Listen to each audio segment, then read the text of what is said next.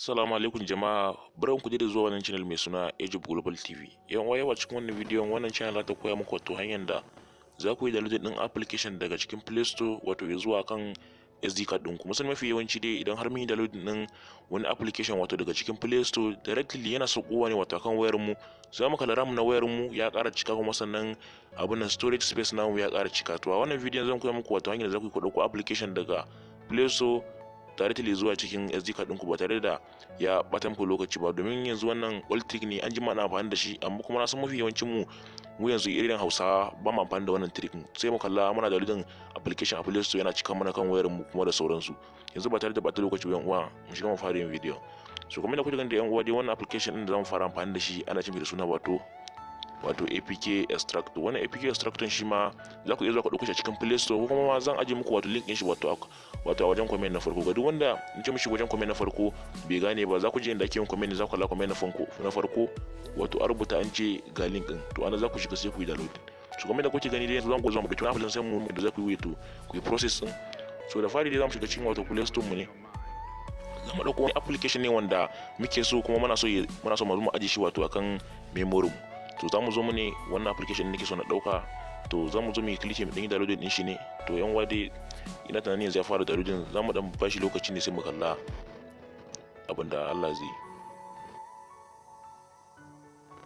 So kamar yadda kuke gani yanzu wato ya gama wato installing, za mu koma ne kuma sai mun muku wato hanya na ɗayan. So kamar yadda kuke da fari yanzu mun zo wato fuskan wayar mu, ina tunanin wannan shine. So bari mu kashe wato home screen din da zamu fi explain din shi mai kyau. So kamar da kuke gani yanzu wannan dai shine application din kamar da kuke gani gashi nan. To zamu zo mu ne wato mi wannan din shi. So yanzu zamu da fari dai zamu zo mu shiga cikin wannan application da ake da suna wato APK Extractor kamar hakan nan. So za ku shiga ne kamar hakan nan, zai yi load din duk application da yake kan wayar ku, duk zai listing din su, zai kawo su. Yanzu zamu bashi lokaci wato kamar da kuke gani yana cewa loading application.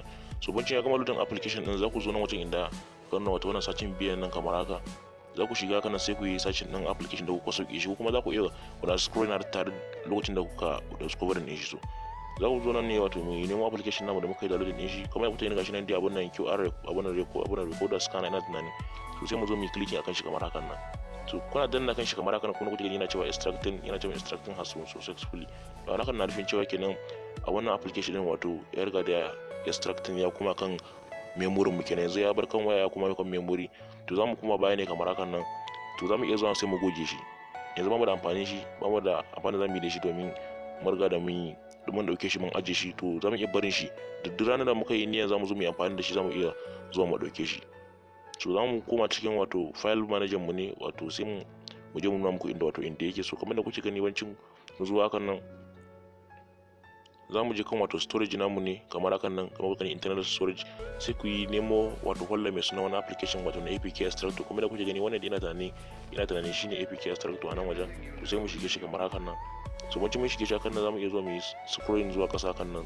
To zamu zo mu ga wani folder da aka ci mana wato da suna QR abun nan code. Duk wani application da ka sauke shi to dole zai create wani folder wato mai sunan shi. To zamu zo mu shige shi ne kamar hakan nan. So kuma da kuke gani dai ga application da muka ciro shi wato a Play Store, kuma kusan an yi downloading application daga Play Store ba directly saukowa yake zuwa kan wannan ba, zuwa kan memory ba, sai ya sauko fuskan waya tukunna. Domin ina tunanin ba zai ka tura mutum ma ta Bluetooth, sai dai ka tura mishi wato zinda. So yanzu kamar da kuke gani dai wato za mu yi install din application din ne. So za mu zo mu yi clicking kamar haka, to sai mu yi wannan din shi, mu yi install na shi.